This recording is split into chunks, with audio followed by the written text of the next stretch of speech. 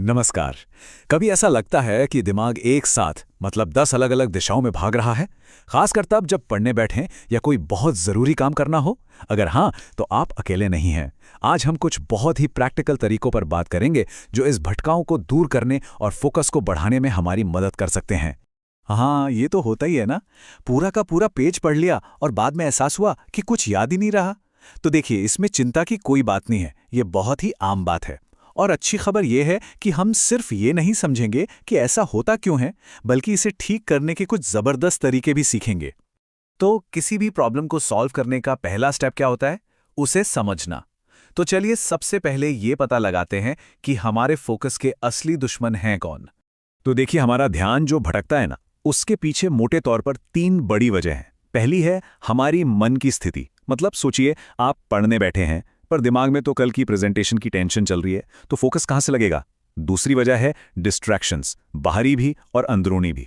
Phone पर आए एक छोटा सा नोटिफिकेशन भी बस आपके फोकस की गाड़ी को पटरी से उतारने के लिए काफी है। और तीसरी, जिसे हम अक्सर इग्नोर कर देते हैं, वो है प्रैक्टिस की कमी। फोकस पता है एक मसल की तरह है, अगर हम उसे ट्रेन ही नहीं करेंगे तो वो मजबूत कैसे होगी? और एक बात समझना बहुत जरूरी है कि ये आपकी विल पावर की कमी नहीं है। हम सब इन चीजों से जूझते हैं। इसका सल्यूशन जबरदस्ती करने में नहीं है, बल्कि सही टेक्निक से अपने दिमाग को ट्रेन करने में है। तो चलिए अब आते हैं पहले सॉल्यूशन पर। इसे आप एक तरह का फोकस रीसेट बटन समझ सकते हैं। मतलब कुछ ऐसा जिसे आप किसी भी पढ़ाई या काम के सेशन से ठीक पहले यूज कर सकते हैं, ताकि आपका दिमाग फौरन सही मोड में आ जाए।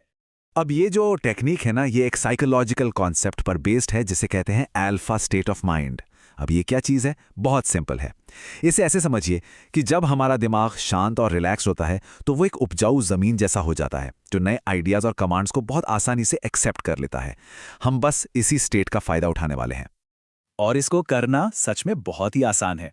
बस आराम से बैठ जाइए, अपनी आंखें बंद कीजिए और कुछ गहरी सांसें लीजिए। जब आपको लगे कि मन थोड़ा शांत हो गया है, एक ठहराव सा महसूस हो रहा है, तब वक्त है खुद से बात करने का।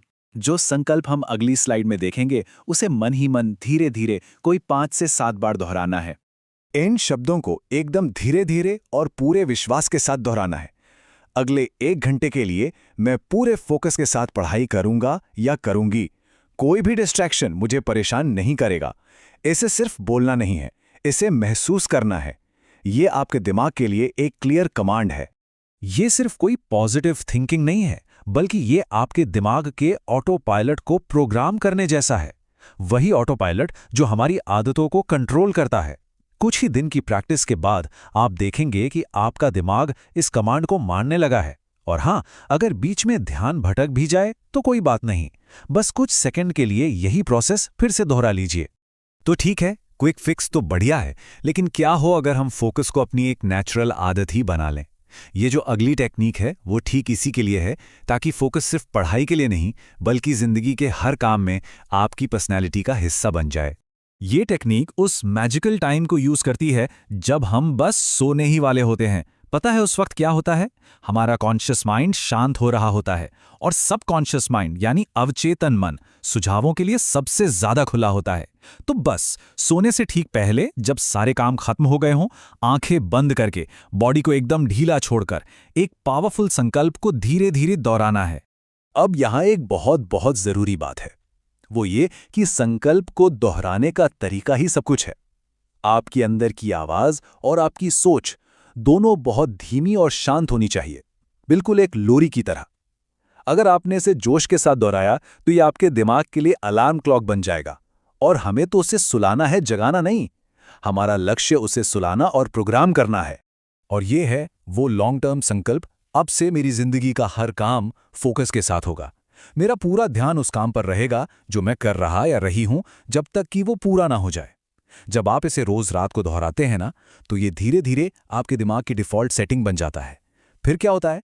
हर काम में गहरा फोकस नेचुरली आने लगता है। तो अब हमारे पास 2 बहुत पावरफुल मेंटल टूल्स आ गए हैं। लेकिन देखिए, कोई भी टूल तभी काम करता है जब उसकी फाउंडेशन मजबूत हो। तो चलिए अब उन बेसिक आदतों को समझते हैं जो एक परमानेंट फोकस की नींव बनाती हैं। ये एक कड़वी लेकिन सच्ची बात है जिसे हमें एक्सेप्ट करना होगा। और सच कहूं तो ये बात हमें ताकत देती है। वो ये है कि फोकस का कोई शॉर्टकट नहीं होता। जैसे कोई भी ज़रूरी स्किल प्रैक्टिस से आती है, वैसे ही फोकस भी लगातार कोशिश से ही बनता है। ये टेक्निक्स आपकी मदद ज़रूर करेंगी, लेकिन ये आपके लिए प्रैक्टिस नहीं कर सकती। वो तो खुद ही करनी पड़ेगी। इसे बिल्कुल एक मसल की तरह समझिए। जब कोई पहली बार जिम जाता है तो क्या वो बहुत भारी वजन उठा पाता है? नहीं ना। लेकिन लगातार प्रैक्टिस से उसकी मसल्स स्ट्रांग होती जाती हैं। फोकस का भी बिल्कुल यही हिसाब है।